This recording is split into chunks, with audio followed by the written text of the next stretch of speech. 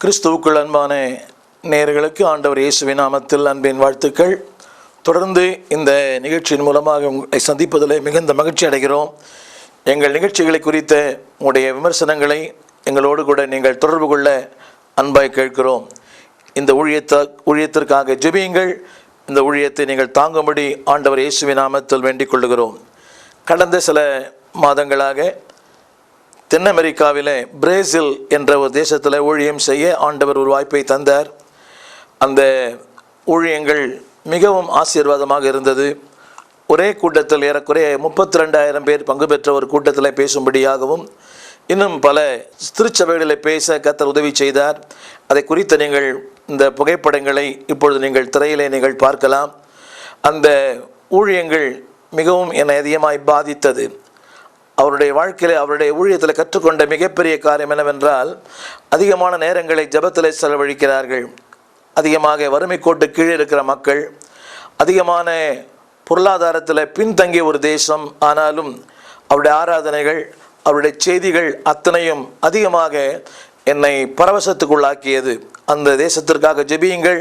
அந்த தேசத்திலே கர்த்தர் ஒரு மாபெரும் கிரியைகளை சிறிய சபைகளிலும் பெரிய சபைகளிலும் செய்து கொண்டிருக்கிறார்.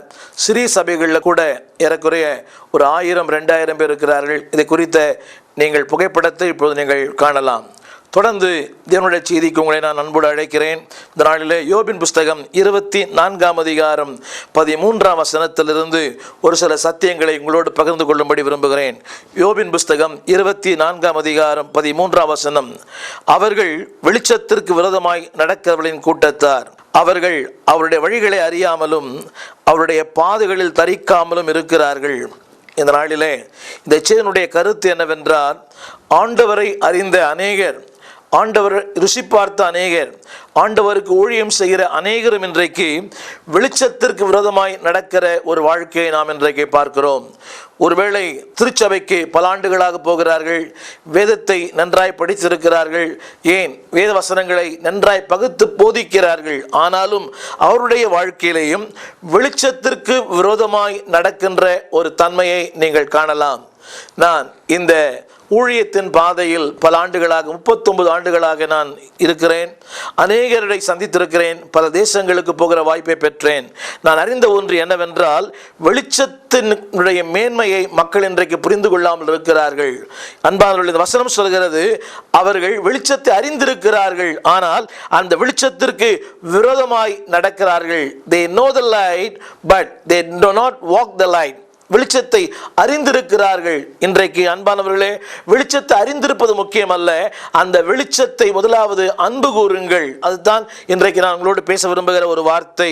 ஒருவேளை சத்தியத்தை அறிந்திருக்கலாம், சபையை அறிந்திருக்கலாம், ஆண்டவரை அறிந்திருக்கலாம். இன்றைக்கு அநேகர் சூழ்நிலைகள் நிமித்தமாக, சந்தர்ப்பங்கள் நிமித்தமாக அநேகர் வெளிச்சத்து விரோதமாக நடக்கிற பல மக்களை இன்றைக்கு நான் பார்க்கிறேன். முதலாவது என்னுடைய செய்தி என்னவென்றால், உங்களை வெளிச்சத்திற்கு விரோதமாய் நடக்க செய்கிற ஒன்று என்ன?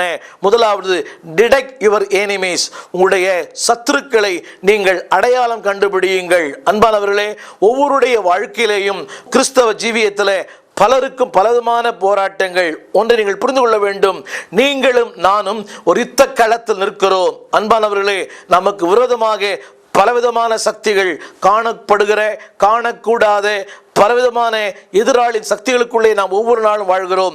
ஒரு நாளை தொடங்கி அந்த நாளை முடிப்பது என்பது மிகப்பெரிய கடினமான ஒரு காரியம். ஆனால் அந்த கடினமான காரியங்களிலே கர்த்தர் நம்மோடு கூட இருக்கிறார். ஒருவேளை நீங்கள் எந்த நிலையில் இருந்தாலும், வாலிபரோ வயோதிபரோ முதிர்ந்தவரோ, வாழ்க்கையின் எந்த நிலையில் இருந்தாலும், அன்பானவர்களே, வெளிச்சத்தை அறிந்த நீங்கள் அந்த வெளிச்சத்தில் நடக்கிறீர்களா என்பதை இந்த நாளிலே நீங்கள் சற்று சிந்தித்து பார்க்க அன்பாய் கேட்கிறேன். Detect your enemies. உங்களுடைய வெளிச்சத்துக்கு விரோதமாக நடக்கிற காரியங்களை நீங்கள் கண்டுபிடியுங்கள். அதற்கு என்ன காரணம் என்று சொன்னால், ஏன் இன்றைக்கு மக்கள் வெளிச்சத்திற்கு விரோதமாக நடக்கிறார்கள்? அநேகருக்கு தெரியும் இது தவறான ஒரு வாழ்க்கை, இது தவறான ஒரு உறவு, இது தவறான ஒரு தொடர்பு. ஆனாலும் இவர்களை அறிந்தும் அந்த வெளிச்சத்திற்கு விரோதமாகவே இருமாப்பாய் துன்மார்க்கராய். காரணம் என்னவென்றால், அவர்கள் தாங்கள் விரும்புவதை செய்ய வேண்டும் என்று விரும்புகிறார்கள். அவர்கள் தாங்களே தங்களுக்கு தலைவராக இருக்க வேண்டும் என்று விரும்புகிறார்கள். தேவனை தலைவராய் வைக்க அவளுக்கு விருப்பம் இல்லை. அந்த வசனம் சொல்கிறது, காரணம் என்னவென்றால், அவருடைய வழிகளை அறியாமலும் அவருடைய பாதைகளில் தரிக்காமலும் இருக்கிறார்கள். அன்பாளர்களே, வாழ்க்கையிலே ஒரு இருமனமுள்ள வாழ்க்கை, ஸ்திரத்தன்மை இல்லாத ஒரு வாழ்க்கை. இங்கே ரூபனை குறித்து வேதத்தில் வாசிக்கும் போது ரூபனை குறித்து பிரமாதமாக பேசுகிறது. அவன் சேஷ்ட புத்திர பாகத்தினுடைய முதற் பலன். அவன் தகப்பனுக்கு முதலாய் பிறந்தவன். ஆனாலும் அவனை குறித்து வேதம் சொல்லும் போது அவன் தண்ணீரை போல தளம்புகிற ஒருவன். காரணம் என்னவென்றால், அவன் வாழ்க்கையிலே ஸ்திரத்தன்மை இல்லை, ஒரு உறுதியான வாழ்க்கை இல்லை. நாளிலே ஆண்டவர் உன்னையும் என்னையும் ஒரு உறுதியான வாழ்க்கைக்கு அழைக்கிறார். அன்பானவர்களே, நீங்கள் எவ்வளவு வெளிச்சத்தை அறிந்திருக்கிறீர்கள் என்பது முக்கியம் அல்ல, நீங்கள் அறிந்த வெளிச்சத்திலே நீங்கள் நடக்கிறீர்களா என்பதுதான் கேள்வி. இன்றைக்கு அநேகர் சொல்கிறார்கள், எனக்கு ஆழமான சத்தியம் தெரியும், ஆழமான வெளிச்சங்கள் தெரியும், அவரை விட நன்றாய் நான் போதிக்கக்கூடியவன், அவரை விட நன்றாய் பிரசங்கிக்கூடியவன், பல மொழிகளை படித்திருக்கிறேன், பல பட்டங்களை பெற்றிருக்கிறேன். நல்லது, ஆனால் அது முக்கியம் அல்ல. நீங்கள் அறிந்த வெளிச்சத்திலே நீங்கள் உண்மையாய் நடக்கிறீர்களா? அந்த வசனத்தை திரும்ப ஒரு முறை பாருங்கள். அவர்கள் வெளிச்சத்திற்கு விரோதமாய் நடக்கிறார்கள். காரணம் என்னவென்றால், அவர்கள் அந்த வெளிச்சத்தினுடைய ஆழத்தை, வெளிச்சத்தினுடைய மேன்மையை, அந்த வெளிச்சம் கொடுக்கிற ஆசீர்வாதங்களை அறியாமல் இருக்கிறார்கள். எனவேதான் அவர்கள் தரிப்பதில்லை. சரியான சொல்ல போனால், they could not stand for ever and ever. வேதம் சொல்கிறது, இன்றைக்கு அநேக நேரங்களிலே துன்பங்களாலே, துயரங்களாலே, வாழ்க்கையின் பலவிதமான அழுத்தங்களாலே அன்பானவர்களே வெளிச்சத்திலே வாழ முடியவில்லை. இன்றைக்கு எல்லா தவறு செய்கிற அத்தனை பேருக்கும் தெரியும் இது தவறு. அநேகரை கேட்டிருக்கிறேன், ஏனையா குடிக்கிறீர்கள்? அவர் சொல்லுகிறார், நானா குடிக்கிறேன். மாலை மயங்கும் போது என் கால் நேராக அந்த சாராய கடைக்குத்தான் போகிறது. ஏனையா புகைக்கிறீர்? நானா புகைக்கிறேன். சாப்பிட்டு முடிந்தவுடன் என் கால் நேராக அந்த பெட்டி கடைக்குத்தான் செல்கிறது. அன்பானவர்களே, இவர்கள் சொல்லுகிற விளக்கங்கள் ஒருவேளை ஏற்றுக்கொள்ளப்படத்தக்கதா இருந்தாலும் அதில் உண்மை இல்லை. காரணம் என்னவென்றால், வெளிச்சத்தினுடைய மேன்மையை என்றைக்கு புரிந்து கொள்ளுகிறீர்களோ அன்றைக்குத்தான் உங்களுடைய வாழ்க்கையில் ஆசீர்வாதம். நான் சொல்ல விரும்புகிற காரியம் என்னவென்றால், learn the light, love the light and live in the light. முதலாவது, வெளிச்சத்தினுடைய மேன்மை புரிந்து கொள்ளுங்கள். அந்த வெளிச்சத்தை நீங்கள் அன்பு கூறுங்கள். அந்த வெளிச்சத்திலே நடந்து கொள்ளுங்கள். இரண்டாவது, அந்த வெளிச்சத்துக்கு நடக்கும் போது உங்கள் வாழ்க்கை என்னவெல்லாம் நடக்கிறது வேதம் சொல்கிறது. அன்பானவர்களே, 14ஆம் வசனத்திலே நீங்கள் கொலை பாதகராய் மாறிவிடுகிறீர்கள். மனுஷிக தன்மையை இழந்து போகிறீர்கள். தேவன் தந்த கிருபைகள், தேவன் தந்த வரங்கள், தேவன் தந்த வல்லமை, தேவன் தந்த ஆசீர்வாதங்களை இழந்து போகிறீர்கள். என்றைக்கு வெளிச்சத்துக்கு நடக்கிறீர்களோ அன்றைக்கு ஜெபிக்க முடியவில்லை, வேதம் வாசிக்க முடியவில்லை, ஆண்டவரை முகமாய் தரிசிக்க முடியவில்லை, அவரை பார்த்து அப்பா பிதாவென்று அழைக்கிற அந்த கிருபையை இழந்து போகிறீர்கள். இன்றைக்கு அன்பானவர்களுடைய வெளிச்சத்திற்கு விரோதமாக நடக்கும் போது நீங்கள் செய்கிற எல்லாமே உங்களுக்கு விரோதமாய் மாறிவிடும். சில வசனங்களை சொல்லுகிறேன், கவனியுங்கள். உங்களுடைய வாழ்க்கை என்னவாய் மாறுகிறது? 17ஆம் வசனத்தில் எழுதப்பட்டிருக்கிறது மரண இருள். அதே வசனத்திலே பயங்கரம். 19ஆம் வசனத்திலே வறட்சி, உஷ்ணம், பாதாளம். இப்படி உங்களுடைய வாழ்க்கை நிலைகளை அடுக்கிக் கொண்டே போகிறது. அது மட்டுமல்ல, வெளிச்சத்துக்கு உடம்பு நடக்கிற ஒருவனுக்கு தேவன் கொடுக்கிற அந்த பட்டம் என்னவென்றால் பாவி. அன்பானவர்களே, இந்த நாளிலே வெளிச்சத்தினுடைய மேன்மையை அறிந்த நீங்கள், வெளிச்சத்தை புரிந்து கொண்ட நீங்கள், அந்த வெளிச்சத்திற்கு சாட்சியாயிருங்கள். அந்த வெளிச்சத்தை 4 பேருக்கு அறிவியுங்கள். ஆண்டவர் சொன்னார், நானே ஒளியும் சத்தியமும் ஜீவனுமா இருக்கிறேன். I am the light. அவர் வெளிச்சமா இருக்கிறார். அன்பானவர்களே, அந்த வெளிச்சத்தை அறிந்த நீங்கள் அந்த வெளிச்சத்திலே எப்படி நீங்கள் வாழ்ந்து கொண்டிருக்கிறீர்கள்? அந்த வெளிச்சத்திற்கு சாட்சியா இருக்கிறீர்களா? அந்த வெளிச்சத்தை ஜனங்களுக்குள்ளே அறிவிக்கிறீர்களா? திரையில நீங்கள் பாருங்கள், டிடெக்ட் யுவர் எனிமீஸ், உங்களுடைய சத்துருக்களை, உங்களுடைய இருளை நீங்கள் கண்டுபிடியுங்கள். இரண்டாவது, அந்த வெளிச்சத்தோடு நடக்கும் போது நடக்கிற காரியங்கள் என்ன? அதிகமாய் நிறைய காரியங்கள் இருக்கிறது. 14 வசனத்தில் கொலை பாதகன், 15 வசனம் விபச்சாரக்காரன், 16 வசனம் வெளிச்சத்தை அறியாத ஒரு மனிதன், 17 வசனம் மரணத்தின் இருள், 19 வசனத்தில் வறட்சி, உஷ்ணம், பாதாளம், இவைகள் அடுக்கிக் கொண்டே போகிறது. எனக்கு அன்பானவர்களே, இவையெல்லாம் தேவன் தருகிற வாழ்க்கை அல்ல, நீங்களாகவே தேடிக்கொள்ளுகிற வாழ்க்கை. இந்த நாளிலே என் செய்தியிலே நான் உங்களுக்கு சொல்ல விரும்புகிறேன் என்னவென்றால், இதுவரையும் கர்த்தர் உங்களுக்கு என்ன வெளிச்சத்தை கொடுத்திருக்கிறாரோ அந்த வெளிச்சத்தை உறுதியாய் பற்றி கொள்ளுங்கள். என்ன வந்தாலும், எது வந்தாலும், வாழ்க்கையில மேடு பள்ளங்கள் வந்தாலும், துன்பங்கள் வந்தாலும், துயரங்கள் வந்தாலும், நீங்கள் எந்த சபைக்கு போகிறீர்கள் என்பது முக்கியம் அல்ல, எவ்வளவு கற்றிருக்க என்பது முக்கியம் அல்ல. நீங்கள் அறிந்த அந்த கொஞ்ச வெளிச்சத்திலே, நீங்கள் அறிந்து கொண்ட அந்த சின்ன வெளிச்சத்திலே உண்மையாயிருங்கள். உங்களுடைய வாழ்க்கை பிரகாசமாய் இருக்கும். வேதம் சொல்கிறது, நீதிமானுடைய பாதை நடுப்பகல் வரைக்கும் பிரகாசிக்கிற சூரிய பிரகாசம் போல இருக்கும். இந்த நாளிலே ஆண்டவர் உங்களுக்கு சொல்லுகிற வார்த்தை என்னவென்றால், அன்புக்குரியவர்களே, என் அன்பான விசுவாசியே, அன்பான ஊழியர்களே, நீங்கள் எவ்வளவு கற்று தேறி இருக்கிற முக்கியம் அல்ல, நீங்கள் தேறின ஒன்றிலே, கற்றுக்கொண்ட ஒன்றிலே நிலைத்திருங்கள். அதைத்தான் அடிக்கடி திருமறை சொல்கிறது, நீ கற்றுக்கொண்டவளிலே நிச்சயித்திரு, நீ அறிந்த வெளிச்சத்திலே உண்மையாயிரு. நீ அறிந்த வெளிச்சத்தில் உண்மையாயிருக்கும் போது இதை விட ஒரு பிரகாசமான வெளிச்சம் உன்னை தேடி வரும். அறிந்த வெளிச்சத்திலே உண்மையாயிருக்கும் போது அறியாத ஆழங்களை தேவன் உங்களுக்கு கற்றுத் தருவார். இந்த வெளிச்சத்தை நேசிக்கும் போது உன்னை தேடி ஒரு பிரம்மாண்டமான, ஒரு பிரகாசமான ஆசீர்வாதங்களும் வெளிச்சங்களும் தேடி வரும். இந்த நாளிலே கர்த்தர் உங்களுக்கு சொல்லுகிற வார்த்தை, வெளிச்சத்திற்கு விரோதமாய் நடக்கிற ஒரு கூட்டத்தார் அல்ல. என அன்புக்குரியவர்களை, ஒருவேளை உங்கள் திருமணமாய் இருக்கலாம், ஆண்டவர் அறிந்து வாழ்கிற என் அன்பான சகோதரியே, வெளிச்சத்துக்கு விரோதமாய் ஒரு நாள் நடக்க வேண்டாம். இன்றைக்கு ஒரு நாளிலே அது ஒருவேளை பிரம்மாண்டமாய் தோன்றலாம், நாளைக்கு அதுவே உனக்கு கண்ணீராய் மாறும். இன்றைக்கு பிரம்மாண்டமாய் தோன்றுகிற ஒன்று நாளைக்கு ஒன்றுமில்லாமல் போகும். இவையெல்லாம் விட்டில் பூச்சிகள். ஒருவேளை இன்றைக்கு பிரகாசமாய் தோன்றுகிற ஒன்று நாளைக்கு ஒன்றுமில்லாமல் போகலாம். ஆண்டவரை உறுதியாய் பற்றி கொண்டிருங்கள். அவரே வெளிச்சம். அவர் தந்த வெளிச்சத்திலே நடந்து போங்கள். வேதம் சொல்கிறது, அவர் தந்த வெளிச்சத்திலே நடப்போம் வாருங்கள். அந்த வெளிச்சம் ஒரு நாள் வாழ்க்கையிலே இடரலை உண்டு பண்ணாது, தீமை உண்டு பண்ணாது, நஷ்டத்தை உண்டு பண்ணாது, வேதனை உண்டு பண்ணாது. மாறாக இன்பங்களையும் சமாதானங்களையும் ஆசீர்வாதங்களையும் உங்களுக்கு கொண்டு வரும். அது மட்டுமல்ல, உங்களுடைய வாழ்க்கை எப்படி இருக்கும் என்று சொன்னால், வேதம் சொல்கிறது, ஆண்டவர் உங்களுடைய வாழ்க்கையை உயர்ந்த வாழ்க்கையாக, உன்னத வாழ்க்கையாக, பிரகாசமான வாழ்க்கையாக மாற்றுவார். God will make you as in a happy life, healthy life, highest life. உங்களுடைய வாழ்க்கை மகிழ்ச்சியாய் மாறும், உங்களுடைய வாழ்க்கை ஆரோக்கியமாய் மாறும், உங்களுடைய வாழ்க்கை உயர்ந்த வாழ்க்கையாய் மாறும். வெளிச்சத்திற்கு விரோதமாய் அல்ல, வெளிச்சத்திலே நடவுங்கள். அந்த வெளிச்சம் உங்களை உன்னத்து கொண்டு போகும். தேவன் தாமே உங்களை ஆஸ்வதிப்பாராக. உங்களுக்காக ஜெபிக்க விரும்புகிறேன். ஜெபிப்போம். எங்கள் நல்ல ஆண்டவரே, இந்த அருமையான நாளிலே இந்த சத்தியத்தை கேட்ட ஒவ்வொரு பிள்ளைகளுக்காக ஜெபிக்கிறேன். ஆண்டவரே, அநேகர் வெளிச்சத்துக்கு விரோதமாக நடக்கிறது வாழ்க்கையிலே வாழ்கிற ஒவ்வொருவருக்காக ஜெபிக்கிறோம். என்னை எதிர்க்கும் சக்திகள் பல உண்டு என்று சொன்னேன். அந்த தேவமனிதனோடு சேர்ந்து மக்களை எதிர்க்கிற எல்லா சக்திகளை இயேசுவின் நாமத்தில் நாங்கள் கட்டி ஜெபிக்கிறோம். ஆண்டவரே, யார் யாருக்கு என்னென்ன விரோதமான சக்திகள் தென்படுகிறதோ எல்லா சக்திகளும், காணப்படுகிற காணக்கூடாத எல்லா எதிர்மறையான சூழ்நிலைகளை சபித்து வெளிச்சத்தில் நடந்து அந்த வெளிச்சத்திலே ஆண்டவரே மகிமைப்படுத்த, ஆண்டவருக்கு களிகூற, ஆண்டவருக்கு பிரியமான வாழ்க்கை வாழ மக்கள் உதவி செய்யும். ஆசீர்வதியும். இயேசுவின் நாமத்தில் எங்கள் நல்ல பிதாவே. ஆமேன். ஆமேன்.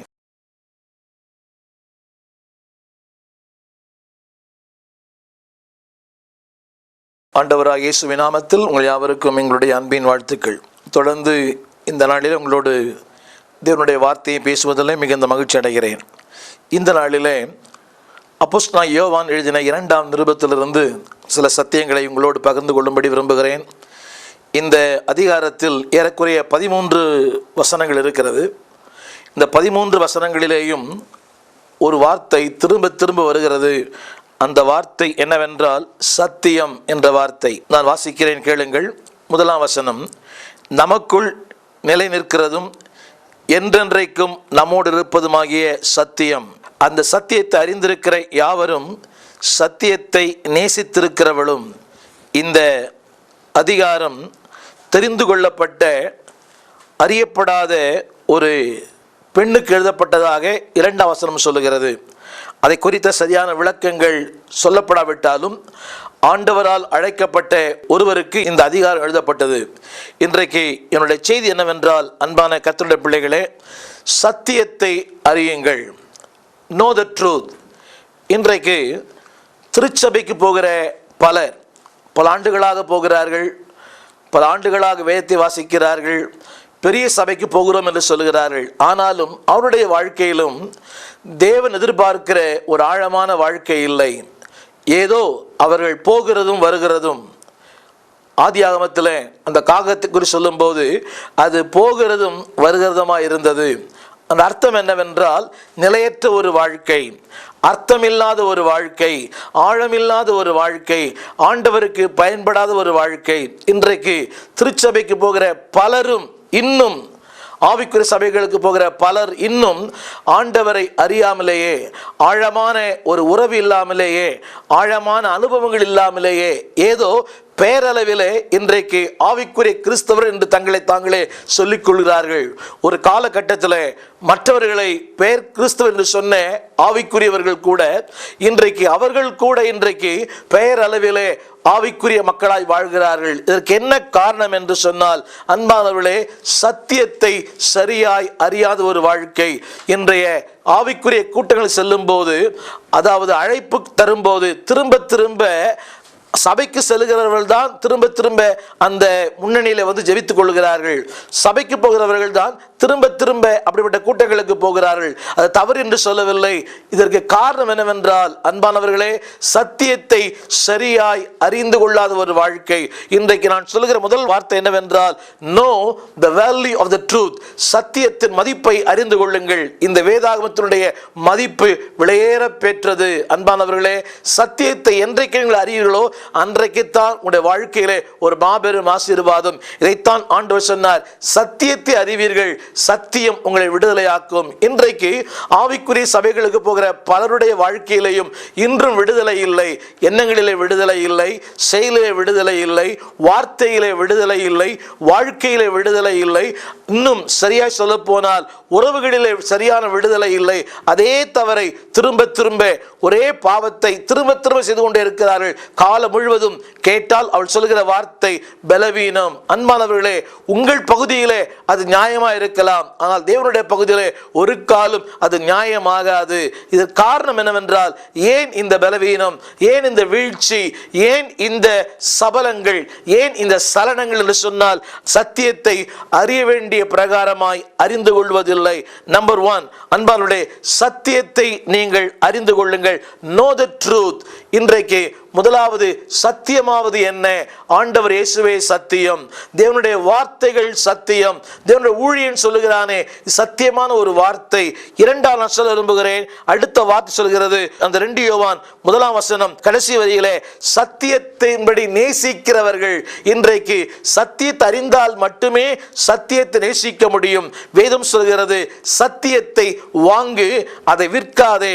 அன்பானவர்களே, நீங்கள் ஒரு பொருளை வாங்க வேண்டுமானால் முதலாவது அந்த பொருளை குறித்த மதிப்பீடு உங்களுக்கு தேவை, அறிந்திருக்க வேண்டும். 2வது, அந்த பொருட்கள் மேல் உங்களுக்கு ஒரு நாட்டம் வேண்டும். நாட்டம் இல்லாமல், ஆசை இல்லாமல் எந்த ஒரு பொருளையும் யாரும் வாங்குவதில்லை. அது சிறிய பொருளோ பெரிய பொருளோ. முதலாவது, அந்த பொருளை குறித்த ஒரு ஆழமான எண்ணம், அந்த பொருளுடைய பயன்பாடு. இந்த பொருளை வாங்கினால் இப்படியெல்லாம் எனக்கு பயன்படும், வேல்யூ. 2வது, அதனுடைய பெனிஃபிட்ஸ், அதனுடைய மதிப்பீடு மட்டுமல்ல, அது எந்த அளவுக்கு எனக்கு பயன்படும். இன்றைக்கு மக்களுக்கு சரியான மதிப்பீடு புரியவில்லை. 2வது, அதனுடைய பயன்பாடு புரியவில்லை. எனவே தான் நேசிக்கிறதில்லை. இன்றைக்கு தினந்தோறும் வேதத்தை வாசிக்கிற ஆவிக்குரியர்கள் மிக குறைவு. அவசரமான ஒரு உலகம், வேகமான ஒரு உலகம், எல்லாவற்றையும் நாம் அதிகமாக முக்கியத்துவம் கொடுக்கிறோம். அன்பானவர்களே, மையத்தில் இருக்க வேண்டிய ஆண்டவர் இன்றைக்கு விளிம்பிலே போய்விட்டார். விளிம்பில் இருக்க வேண்டிய உலகம் இன்றைக்கு மையத்திற்கு வந்துவிட்டது. எல்லா முக்கியங்களிலே ஆண்டவரும் ஆண்டவருடைய வார்த்தையும் முக்கியம். இப்படி சொன்னால் உங்களுக்கு புரியும். பிரையாரிட்டிஸ் இன் priorities. எல்லாமே முக்கியமான ஒரு வாழ்க்கை. ஆனால் அந்த முக்கியங்களிலே ஆண்டவரையும் சத்தியத்தையும் முக்கியப்படுத்துங்கள். இன்றைக்கு ஊழியங்கள் கூட சத்தியத்தை விட்டு விலகி வெறும் கவர்ச்சிகளுக்கும் வெறும் விளம்பரங்களுக்கும் ஜனங்களை புல்லரிக்க செய்கிறது. அன்பானவர்களே, அதல்ல. ஒருவேளை அது பரவசப்படுத்தும், ஆனால் பரிசுத்தப்படுத்தாது. சத்திய மட்டுமே ஒரு மனிதனை பரிசுத்தப்படுத்தும். இதைத்தான் திருமறை அடிக்கடி சொல்கிறது, என் வார்த்தை சத்தியம், உடைய வசனமே என்னை பரிசுத்தமாக்கும். என் அன்பானவர்களே, முதலாவது சத்தியத்தை அறியுங்கள், இரண்டாவது சத்தியத்தை நேசியுங்கள். அதாவது இதை கட்டாயப்படுத்தி அல்ல, யாரோ பலவந்தம் பண்ணி அல்ல, வேதத்தை வாசியுங்கள், ஆலயத்துக்கு செல்லுங்கள், இல்லை அன்பான சத்தியத்தை நேசியுங்கள், ஆண்டவரை நேசியுங்கள், ஆண்டவருடைய ஊழியரை நேசியுங்கள். முதலாவது சொல்ல விரும்புகிறேன், முதலாவது தேவன் நேசியுங்கள், இரண்டாவது தேவனுடைய வீட்டை நேசியுங்கள், மூன்றாவது தேவனுடைய ஊழியரை நேசியுங்கள். இன்றைக்கு இதை விட்டு மற்ற எல்லாவற்றையும் நாம் நேசிக்கிறோம். இன்றைக்கு மக்களுடைய நேசம் தேவன் மேல் இருந்து குறைய காரணம் என்னவென்றால் அவருடைய நேசம் இன்றைக்கு உலகத்தின் மேல் சென்று விட்டது. ஆண்டவர் சொன்னார், நீ என்னை பின்பற்றி வா. அர்த்தம் என்னவென்றால், நீ எதையோ பின்பற்றி கொண்டிருக்கிறாய், எதன் பின்னாலேயோ உன்னுடைய நாட்டம், எதன் பின்னாலேயோ உன்னுடைய கவர்ச்சி, எதற்கு பின்னாலேயோ உன்னுடைய உள்மனம் செல்கிறது. எனவே தான் சொன்னார், என் பின்னாலே வா. அதோட அர்த்தம் என்ன? that must be a deviation, that must be a separation. என்றைக்கு அதை விட்டு வெளியே வருகிறாயோ அன்றைக்கு தான் கர்த்தர் உன்னை ஆஸ்வதிக்க முடியும். இதைத்தான் பேதுரை பார்த்து சொன்னார், என் பின்னாலே வா, நான் உன்னை ஆக்குவேன். அன்பானவர்களே, ஆண்டவரை பின்னாலே என்றைக்கு உண்மையான மனதோடு கூட, உத்தம மனதோடு கூட, அர்ப்பணத்தோடு கூட நீங்கள் பின் செல்லுகிறீர்களோ அன்றைக்கு உங்களுடைய வாழ்க்கை மாறும், ஆசீர்வதிக்கப்படும். மூன்றாவது நான் சொல்ல விரும்புகிற வார்த்தை என்னவென்றால், சத்தியத்தை நேசிப்பது மட்டுமல்ல, அந்த சத்தியத்தை வாழ்க்கையிலே பயன்படுத்துங்கள். 4ஆம் வசனம் சொல்கிறது, சத்தியத்தில் நடக்கிறதை நான் கண்டு மிகவும் சந்தோஷப்பட்டேன். அன்பானவர்களே, இன்றைக்கு எவ்வளவு சத்தியம் தெரியும், எவ்வளவு வேதம் தெரியும், நீங்கள் ஆழமான பிரசங்கியாரா, மேற்போக்கான பிரசங்கியாரா, சிறிய பிரசங்கியாரா, பெரிய பிரசங்கியாரா, நீங்கள் தலைவரா, அது முக்கியமல்ல. எவ்வளவு சத்தியத்தை அறிந்திருக்கிறீர்கள் என்று முக்கியமல்ல, அறிந்த சத்தியத்தில் நீங்கள் நடக்கிறீர்களா என்பதுதான் முக்கியம். பவுல் இந்த யோவான் சொல்கிறார், அதாவது நீ சத்தியத்தில் நடக்கிறாய் என்பதை என் சகோதரர்கள் வந்து சொல்லுகிறார்கள். எத்தனை அருமையான சாட்சி! நீ சத்தியத்தில் நடப்பதை முதலாவது தேவன் பார்க்க வேண்டும், இரண்டாவது உன் ஊழியன் பார்க்க வேண்டும், மூன்றாவது உன்னை சுற்றி இருக்கிற மக்கள் பார்க்க வேண்டும். இதுதான் சாட்சி. நான் சொல்வது சாட்சி அல்ல, என்னை குறித்த சாட்சி முதலாவது தேவன் சொல்ல வேண்டும், என் ஊழியன் சொல்ல வேண்டும், என்னை சுற்றி இருக்கிற மக்கள் சொல்ல வேண்டும். மூன்றாவது நான் சொல்லுகிற வார்த்தை என்னவென்றால், அந்த சத்தியத்தை வாழ்க்கையில செயல்படுத்துங்கள். ஒருவேளை அது இழப்புகள் ஏற்படலாம், ஏமாற்றங்கள் ஏற்படலாம், ஒருவேளை நீங்கள் எதிர்பார்க்கிற பலன் இல்லாமல் போகலாம், ஒருவேளை சத்தியத்தின்படி வாழ்வதனாலே உலகத்திலே உங்கள் மதிப்பு குறைந்து போகலாம், 4 பேருக்கு மத்தியிலே நீங்கள் ஒருவேளை தலைகுனிய நேரிடலாம். ஆனால் வேதம் சொல்கிறது 8ஆம் வசனத்திலே, உங்கள் செய்கைகளின் பலனை நீங்கள் ஒரு காலம் இழந்து போக மாட்டீர்கள். You are not the loser, you are the gainer. You are not a victim, you are a victor. நீங்கள் தோற்று போகிறவர்கள் அல்ல, நீங்கள் ஜெயம் பெறுகிறவர்கள். ஒருவேளை சத்தியத்தின்படி வாழும் போது லஞ்சம் வாங்கக்கூடாது. அன்பானவர்களே, அதனால ஏராளமான இழப்புகள் உண்டு. இதை செய்தால் எனக்கு இப்படிப்பட்ட நஷ்டங்கள் ஏற்படும். செய்து பாருங்கள் அன்பானவர்களே, நீங்கள் எதையும் இழந்து போக மாட்டீர்கள். திரும்ப சொல்லுகிறேன், 8ஆம் வசனத்திலே ஒரு அழகான வார்த்தை இருக்கிறது, இழந்து போகாமல் எதையும் இழப்பதில்லை. உங்களுடைய சாட்சி இழப்பதில்லை, வாழ்வை இழப்பதில்லை, உங்களுடைய தொழிலை இழப்பதில்லை, நன்மைகளை இழப்பதில்லை. மாறாக அடுத்த வசனம் சொல்கிறது, பூரண பலனை நீங்கள் பெற்றுக்கொள்ளுவீர்கள். ஆங்கில வேதாமத்தில் ஃபுல் ரிவார்ட், அதாவது பாதி அல்ல, அரைவாசி அல்ல, கணுக்கால் அல்ல, முழுமையான. அன்பானவர்களே, don't look for result, look for a reward. ஒருவேளை இந்த உலகத்தில் ரிசல்ட் வித்தியாசமா இருக்கலாம், ஆனால் தேவன் கொடுக்கிற ரிவார்ட் ஒரு காலம் மாறாது. வேதம் சொல்கிறது, சத்தியத்தை அறிவது முக்கியமல்ல, சத்தியத்தின்படி வாழுங்கள். அப்படி வாழும்போது வசனம் என்ன சொல்கிறது? நீங்கள் ஒன்றையும் இழந்து போக மாட்டீர்கள், நீங்கள் பூரண பலனை பெறுவீர்கள். 12ஆம் வசனத்தில் சொல்லப்பட்டிருக்கிறது, கடைசியாக அப்படி நீங்கள் சத்தியப்படி வாழும்போது உங்கள் சந்தோஷம் நிறைவாயிருக்கும். அன்பானவர்களே, உலகம் கொடுக்கிற சந்தோஷம் அல்ல, சூழ்நிலை கொடுக்கிற சந்தோஷம் அல்ல, மக்கள் கொடுக்கிற சந்தோஷம் அல்ல, பரலோகம் தருகிற சந்தோஷம். எங்கே ஆரம்பிக்கிறது? know the truth. இரண்டாவது love the truth. மூன்றாவது walk the truth. இது இப்படி சொல்லுகிறேன் நான், walking the truth, working for the truth, welcoming the truth and witnessing the truth. தமிழை சொல்லுகிறேன், சத்தியத்திலே நடவுங்கள், walking in the truth. இரண்டாவது, working for the truth, அந்த சத்தியத்துக்காக வாழுங்கள். ஒருவேளை நஷ்டங்கள் வரலாம், அவமானங்கள் வரலாம், பாடுகள் வரலாம், பிரச்சனைகள் வரலாம், ஆனால் ஒரு மிகப்பெரிய பூரண பலனை பெறுவீர்கள்.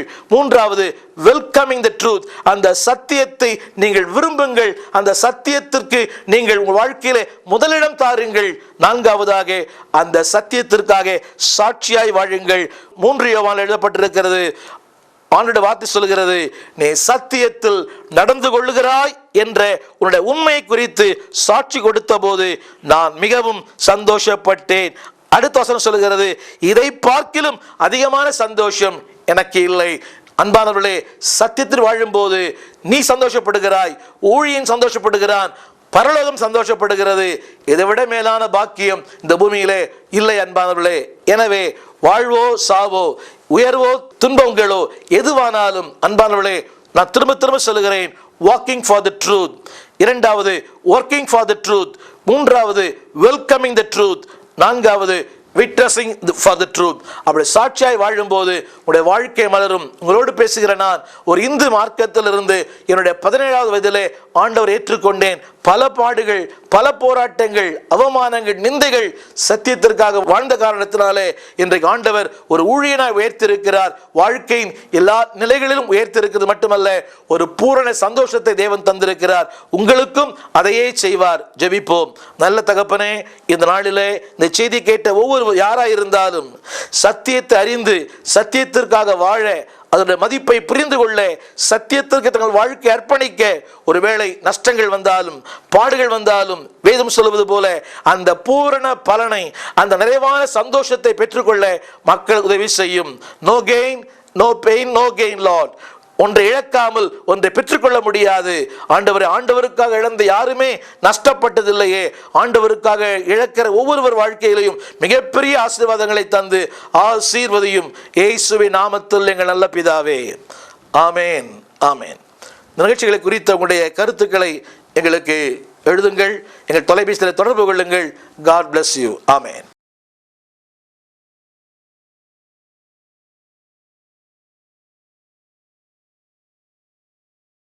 ஆண்டவராக இயேசு கிறிஸ்துவின் நாமத்தில் தொலைக்காட்சி நேயர்களுக்கு எங்கள் அன்பின் வாழ்த்துக்கள். இந்த நிகழ்ச்சிகளை குறித்த உங்களுடைய கருத்துக்களை எங்களோடு பகிர்ந்து கொள்ளும்படி அன்பாக கேட்கிறோம். இந்த நிகழ்ச்சிகளுக்காய் ஜெபியுங்கள். தொடர்ந்து உங்களுடைய ஆதரவை எதிர்பார்க்கிறோம். இந்த நாளிலே திருமறையிலிருந்து எரேமியாவின் புஸ்தகம் 2ஆம் அதிகாரம் 32ஆம் வசனத்திலிருந்து ஒரு வார்த்தை உங்களோடு பகிர்ந்து கொள்ளும்படி விரும்புகிறேன்.